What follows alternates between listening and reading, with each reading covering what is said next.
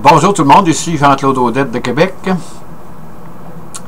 Je voudrais continuer mes petites capsules dans le domaine qui a trait à la physique quantique.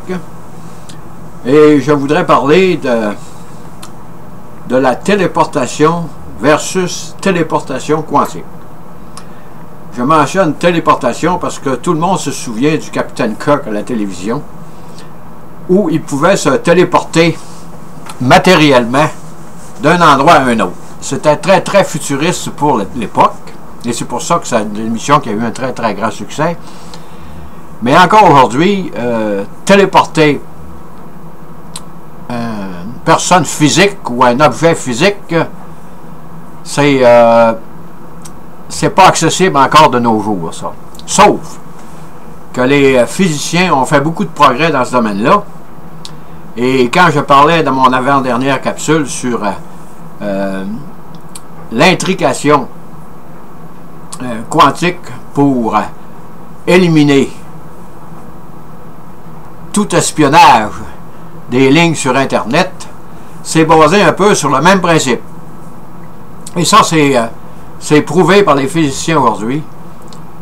Et que la téléportation, non pas du capitaine Kirk, mais la téléportation quantique est une chose qui va être réalisée. On peut réaliser une infime partie aujourd'hui, mais probablement qu'avec les années, ça va évoluer très très rapidement, ça. Et je résume, il s'agit d'intriquer des particules. J'ai fait plusieurs capsules là-dessus, sur l'intrication, puis c'est sûr qu'ils sont très très populaires sur YouTube, là.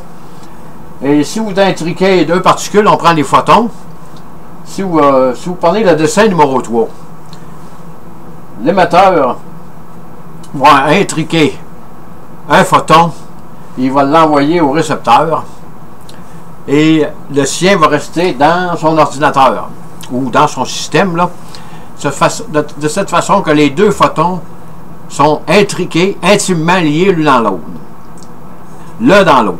On ne peut pas les séparer, et peu importe la distance où ils sont dans la galaxie ou l'univers, ils sont considérés comme être, disons, toujours ensemble. Et c'est sûr que les physiciens ont fait de grands progrès depuis les années 70, là, depuis, disons que je dirais, depuis qu'Alain Aspect a réussi à gagner au jeu de Bell en 1984. Là, les physiciens, ça a débloqué le phénomène de l'intrication quantique. Là. On voit qu'aujourd'hui, ça va assez je dirais très très rapidement. Parce que ce qu'Alain Aspect a fait, ça date de l'effet EPR d'Albert Einstein, qui avait émis en 1935, je crois, ou 1934, là, que les particules intriquées amenaient des variables cachées avec elles. Bon. C'est un petit peu technique, mais disons que c'est comme ça que ça se passe. Et si votre intrication, quand votre intrication est faite, vous n'avez plus besoin de fibres optiques. Les fibres optiques sont devenues inutiles. Ça veut dire que, mentalement, si vous prenez la fibre optique qui est dans cet ordinateur-là et l'autre qui est là-bas, vous roulez le fil, mettons que vous le roulez, vous le serrez sur votre établi, l'intrication va exister tout de même. Ça va toujours exister, à moins qu'on perturbe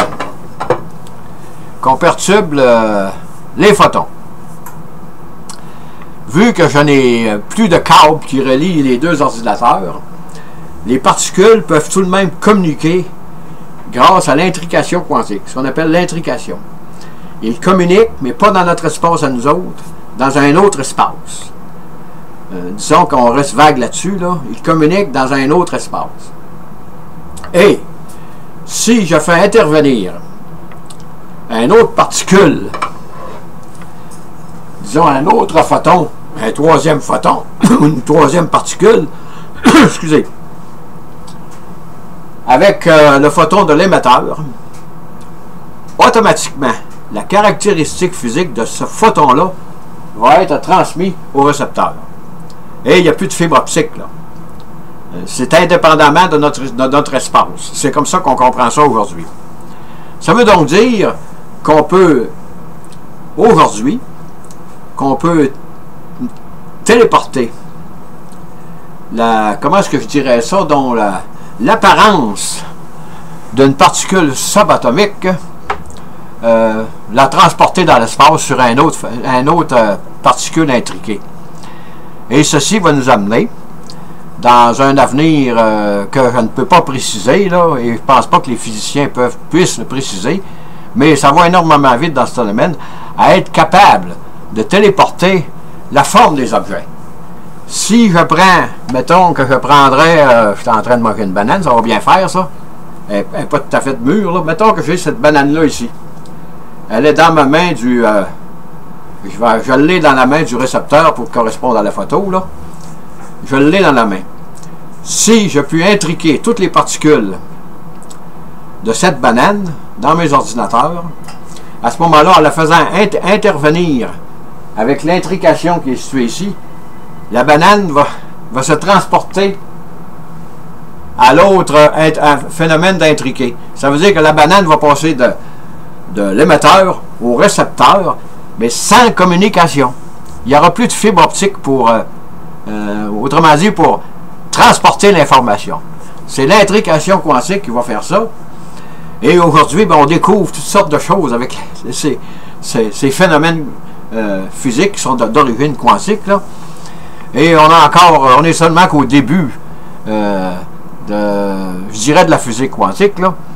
Et c'est sûr que ça va nous amener toutes sortes de choses qu'on ne peut pas imaginer aujourd'hui, là. Et donc, en résumé, l'intrication quantique nous permet, mais pas l'objet, juste la forme, de transmettre les caractéristiques d'un photon que j'ai dans ma main ici, ou une particule intriquée, qui n'est pas intriquée, une particule que j'ai dans ma main, dont la caractéristique est vraiment connue. Et si je la fais interagir avec la particule de l'ordinateur, de l'émetteur, automatiquement, la forme, la particularité de cette particule va se transmettre à l'autre ordinateur, peu importe où ce qui va être sur la Terre, ou on pourrait même jusqu'à dire dans l'univers. S'il est à planète Mars, ou peu importe où il est, c'est ça l'intrication quantique. Et on juste commencer à découvrir qu'est-ce que c'était, comme on voit. Ça va être merveilleux, là. Et les applications que les jeunes vont trouver avec ça, peut-être dans 10 ans, on va rester estomaqué, là, de voir qu'est-ce qu'on peut faire avec ça. Et on est encore loin de l'émission du Capitaine Kirk. Mais ceux qui avaient pondu cette émission-là avaient une vision très très futuriste de la téléportation. Mais déjà à cette époque, on pensait qu'éventuellement, l'espèce humaine, l'homme, allait être capable de se téléporter d'une galaxie à l'autre. Et je termine en vous disant bonne écoute, merci et à la prochaine.